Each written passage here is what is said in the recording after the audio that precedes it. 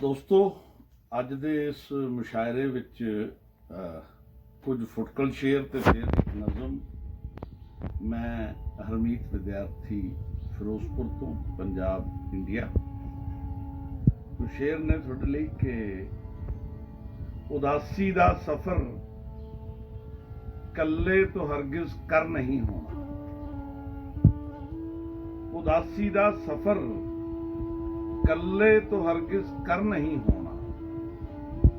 ਸਮੁੰਦਰ ਸ਼ੂਕਦਾ ਡਾਢਾ, ਇਹ ਮੈਥੋਂ ਤਰ ਨਹੀਂ ਹੋਣਾ। ਉਦਾਸੀ ਦਾ ਸਫ਼ਰ ਕੱਲੇ ਤੋਂ ਹਰਗਿਜ਼ ਕਰ ਨਹੀਂ ਹੋਣਾ। ਸਮੁੰਦਰ ਸ਼ੂਕਦਾ ਡਾਢਾ, ਇਹ ਮੈਥੋਂ ਤਰ ਨਹੀਂ ਹੋਣਾ। और शेर है कि बज़िद वो भी बड़ा है, बज़िद वो भी बड़ा है, पर असाडे हथ नूं की जाए। बज़िद वो भी बड़ा है, पर असाडे हथ नूं की जाने। समय ने जीन नहीं देना ते साथों मर नहीं आना। शेर है कि बड़ी कमबख्त जो साडे अंदर लाट बन, बड़ी कमबख्त है जो साडे अंदर लाट बलदी है।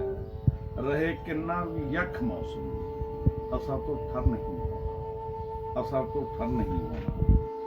एक होर गजल दे दो शेर ने कि टुटदे होए तारियां दे संग रिश्ता रख, अपनी अख दे अंदर उसदा चेहरा रख। टुटदे होए तारियां दे संग रिश्ता रख, अपनी अख दे अंदर ओदा चेहरा रख।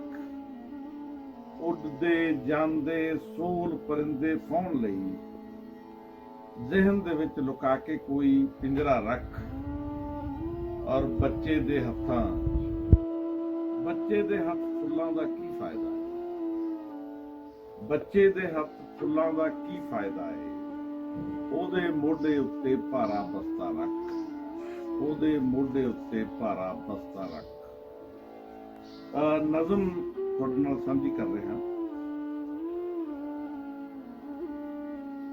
ਇਹ ਕੋਈ ਨਜ਼ਮ ਨਹੀਂ। ਅੱਜ ਸਵੇਰ ਦਾ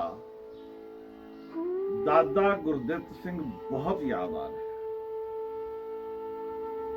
ਅੱਜ ਸਵੇਰ ਦਾ ਦਾਦਾ ਗੁਰਦਿੱਤ ਸਿੰਘ ਬਹੁਤ ਯਾਦ ਆ ਰਿਹਾ ਹੈ। ਉਹ ਇਹਨਾਂ ਦਿਨਾਂ ਨੂੰ ਹਾਲਿਆਂ ਦੇ ਦਿਨ ਆਖਦਾ ਸੀ। 15 ਅਗਸਤ ਨੂੰ ਉੱਚੀ ਉੱਚੀ ਹੱਸਦਾ, ਬੜਾ ਜ਼ਹਿਰੀਲਾ ਹਾਸਾ ਹੁੰਦਾ ਸੀ। ਹੱਸਦੇ ਹੱਸਦੇ ਦੀ ਦਾੜੀ ਹੰਝੂਆਂ ਦੀਆਂ ਘਰਾਲਾਂ ਨਾਲ ਭਰ ਜਾਂਦੀ। ਆਖਦਾ ਹੁੰਦਾ ਸੀ, ਉਜਾੜੇ ਦਾ ਭਲਾ ਕਾਹਦਾ ਜਸ਼ਨ ਹੁੰਦਾ। ਫਿਰ ਆਪ ਹੀ ਆਖਦਾ, ਠੀਕ ਹੈ, ਜਿਹੜੇ ਆਜ਼ਾਦ ਹੋਏ ਨੇ ਉਹਨਾਂ ਜਸ਼ਨ ਮਨਾਉਣਾ ਹੀ ਹੋਇਆ।